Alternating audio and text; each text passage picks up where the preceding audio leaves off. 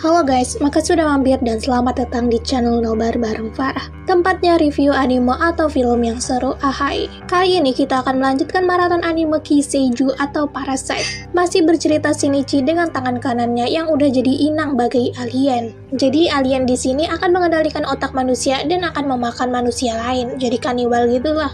Oh iya, ini adalah part 2. Jadi pastikan kalian yang baru pertama kali mampir buat nonton part 1-nya dulu yuk. Cek di playlist Parasite. Oke lah, daripada kelamaan, mending kita langsung masuk ke inti videonya aja. Izumi berlari dan terdiam, ternyata Parasite yang dideteksi Migi bukanlah Parasite ibunya. Migi sudah siap dengan model tempur, namun dia menyadari nih orang otaknya masih ada. Tiba-tiba saja bagian mulut pria itu maju dan ternyata di sanalah aliennya berkembang. Pria itu bernama Uda, jadi sebelumnya dia berniat bunuh diri setelah ditinggalkan istrinya yang sudah menikah selama 1 tahun. Mungkin karena sifatnya yang cengeng, dia udah berdiri di tepi tebing, tapi dia takut hingga ular alien itu menyerangnya dan masuk lewat leher. Karena terkejut, Uda langsung jatuh dan tenggelam. Alien itu pun sadar, gua nggak bisa ambil otak nih orang, nanti bisa-bisa inang gua mati duluan. Alhasil dia hanya mengambil alih bagian bawah wajah sampai ke dada dan menyelamatkan Uda. Shinichi juga menceritakan semua yang terjadi sekaligus tentang ibunya. Uda langsung saja menangis. Shinichi menyadari sesuatu. Kok gua ada yang berubah ya? Di malam hari, Migi menunjukkan dirinya yang bisa membelah diri dan berita yang mengejutkan. Jadi pas pemulihan Shinichi, ada 30% bagian Migi yang tertinggal di dada Shinichi dan tidak bisa dipanggil lagi. Kemungkinan bagian itu sudah menyatu dengan Shinichi. Itulah alasannya Shinichi punya kemampuan seperti lari cepat atau lompat 5 meter lebih. Di keesokan harinya, tiba-tiba saja Uda mengabari tentang keberadaan Parasite yang lainnya. Bodohnya, dia malah mendekat. Shinichi langsung menyuruhnya menjauh. Uda langsung pergi ke tebing. Dia berlari dengan susah payah. Dia sampai di tepi tebing, dan benar saja, Parasite itu tidak lain adalah ibunya Shinichi. Dia maju dan menyerang. Parasite di leher Uda tidak mau kalah dan membalas serangannya. Dia menyadari sesuatu dari pola serangan Parasite ibu Shinichi. Hingga pada akhirnya Uda pun tertusuk di bagian dada kirinya dan jatuh dari tebing. Parasite ibu Shinichi menyadari keberadaan Parasite lain dengan sinyal yang sangat lemah. Itu tidak lain adalah Parasite yang ada di tangan kanan Shinichi atau si Migi itu, yang kini sedang mencari keberadaan Uda. Parahnya, di saat yang genting seperti ini, Migi malah tertidur, namun dia merubah tubuhnya ke bentuk pedang. Shinichi mau nggak mau harus berjuang sendiri kali ini. Shinichi sampai dan hanya menemukan ibunya di sana.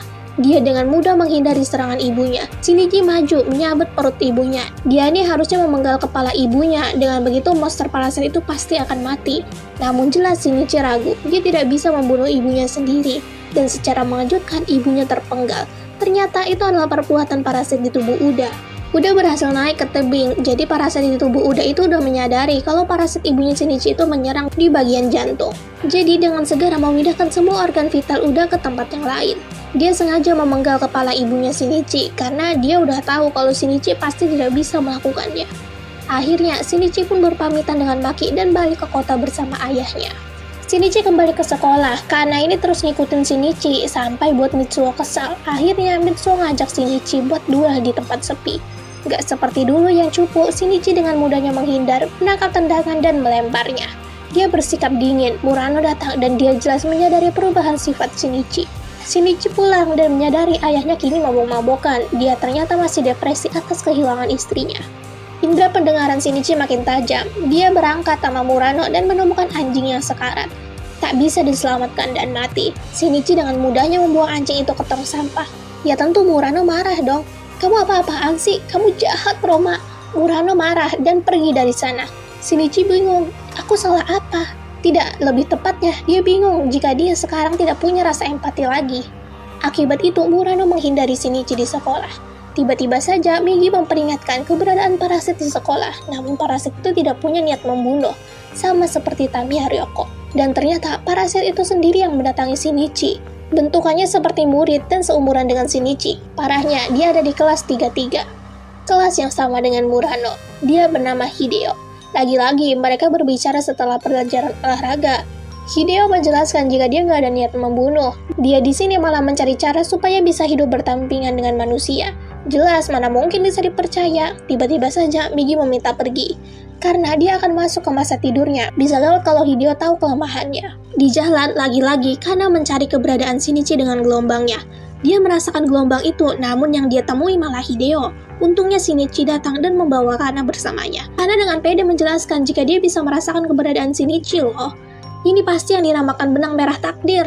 Namun jelas, Kana itu mendeteksi alien sekaligus Migi yang ada di tangan kanannya. Dan jika mendekati gelombang itu, auto mati dia.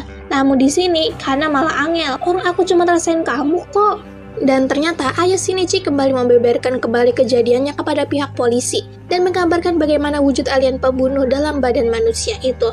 Tetapi jelas polisi tidak akan mengumumkan ini ke publik dan akan lebih mencari info tentang ini. Hari berlalu, tempat kelas Shinichi yang bernama Tachikawa ini suka banget sama Hideo, bahkan jadi stalker. Di malam hari, Tachikawa melihat gambar alien parasit kakaknya. Ternyata kakaknya adalah polisi yang kemarin menanyai hal ini ke ayah Shinichi. Tachikawa kasih gambar Hideo, tetapi si kakak jelas gak lihat keanehan kok di sini. Saat di sekolah, lagi-lagi Tachikawa membuntuti Hideo dan hal yang mengejutkan terjadi. Tachikawa melihat kepala Hideo yang penyok gara-gara kena bola, langsung hilang nih rasa. Shinichi makin sensitif aja dan ngusir Hideo yang hendak mendekati Murano. Walau udah dilindungi, jelas Murano masih aja kesal. Kamu kenapa beda sama yang dulu? Emoh aku. Lagi-lagi Murano ngambek. Dan di sore hari, Tachikawa kembali membuntuti Hideo. Kali ini dia melihat Hideo yang ganti baju sekaligus wajahnya yang berganti. Tachikawa mengambil kesimpulan, bukan manusia nih orang. Besoknya, dia akhirnya nekat memanggil Hideo berdua ke ruang seni. Tachikawa sudah mempersiapkan peluntur cat AK alkohol. Hideo masuk, pintu ditutup. Tachikawa langsung to the point aja, nuduh Hideo sebagai makhluk pembunuh yang ada di rumor-rumor itu. Akhirnya, Hideo merasa terancam. Kepalanya terbelah berubah menjadi pedang yang siap membunuh Tachikawa. Hawa membunuh yang kuat yang dikeluarkan Hideo tercium oleh Migi dan Shinichi langsung keluar. Tachikawa langsung ketakutan, dia jatuh dan melempar botol alkohol tepat di atas kepala Hideo. Bodohnya, Hideo malah membelah botol itu hingga semua alkohol itu tumpah di atas wajahnya yang langsung terbakar. Dia kehilangan kendali, menyerang ke sana kemari. Tachikawa nekat keluar dari jendela dan loncat ke pohon dari lantai 2. Alkohol itu membuat beberapa saraf Hideo mati dan dia tidak bisa berubah jadi bentuk manusia lagi. Atas kekacauan itu, beberapa orang berniat memeriksa. Mereka menemukan Hideo dengan kepala aneh. Tanpa babibu, Hideo langsung mencincang mereka. Pembantaian terjadi. Semua guru mengeluarkan murid dan menyuruh mereka segera pulang. Semua orang panik, apalagi ruang kelas 33 belum keluar semua. Itu tidak lain adalah kelasnya Murano. Shinichi segera pergi dan berteriak histeris setelah melihat banyak sekali mayat tercincang di depan kelas Murano. Migi segera menenangkannya. Dia harus realistis dan fokus untuk menyelamatkan Murano. Akhirnya, dia menemukan Murano yang lagi meringkuk bersama dua cowok yang juga sama ketakutan. Murano langsung memeluk Shinichi. Shinichi mengajak dua cowok itu buat keluar lewat tumpukan mayat tadi. Hah, emang kamu bukan manusia? Mana sudi aku lihat mayat temanku? Dua cowok itu malah belok ke kanan dan langsung dicincang habis oleh Hideo. Ternyata Hideo tak jauh dari sini. Dengan menggendong Murano, Shinichi langsung loncat dari lantai 3 dan membawa Murano keluar dari gedung sekolah. Para polisi sudah datang, namun jelas mereka semua mati terbunuh karena berusaha mendekati Hideo.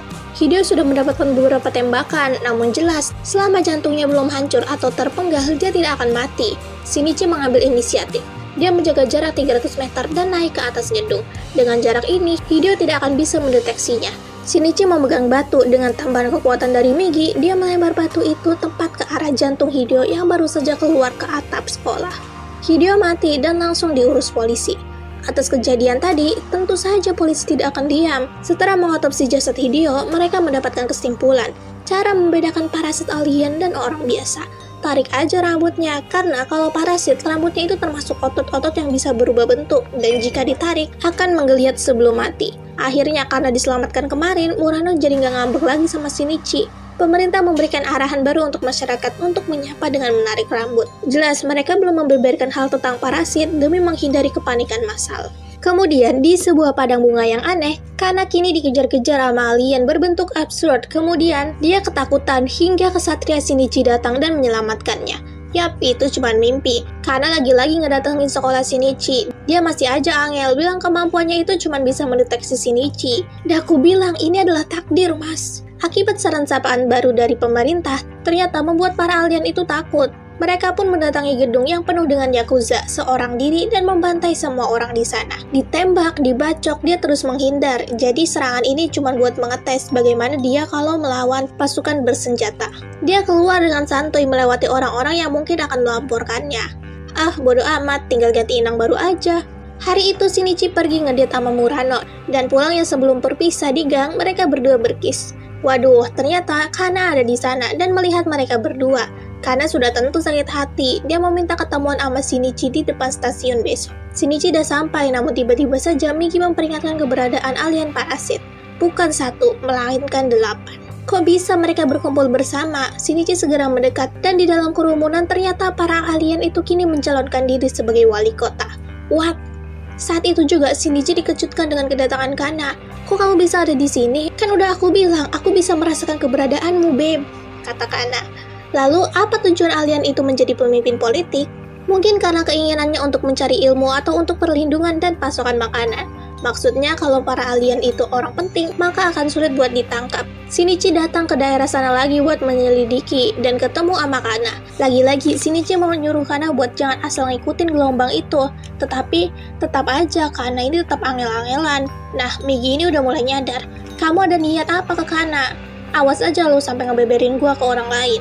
Namun benar saja, besoknya Shinichi mengajak Kana ke bangunan sepi. Ini adalah saat yang pas karena Migi lagi tidur. Shinichi langsung menjelaskan kalau di tangannya ini ada alien. Dan yang kamu deteksi itu adalah alien. Oh, mana ada, aku cuma mendeteksi kamu Shinichi. Buktikan, aku mau lihat kalau itu benar. Kana ini masih angel-angelan terus. Namun jelas Shinichi tidak bisa. Beberapa hari berlalu, Migi ini udah tahu kalau Shinichi beberin tentang dirinya. Namun akhirnya Migi bisa dibujuk buat kasih tahu bentuknya ke Kana. Kalau Kana bilang-bilang, aku tinggal membunuhnya aja. Shinichi kembali mengatur jadwal ketemuan. Kana jelas tentu senang mendapat kabar dari Shinichi yang udah sampai. Kana malah meninggalkan ponselnya dan nyelonong pergi sendiri. Aku akan buktikan, Beb. Aku ini bisa ke tempat kamu dengan merasakan hawa keberadaanmu.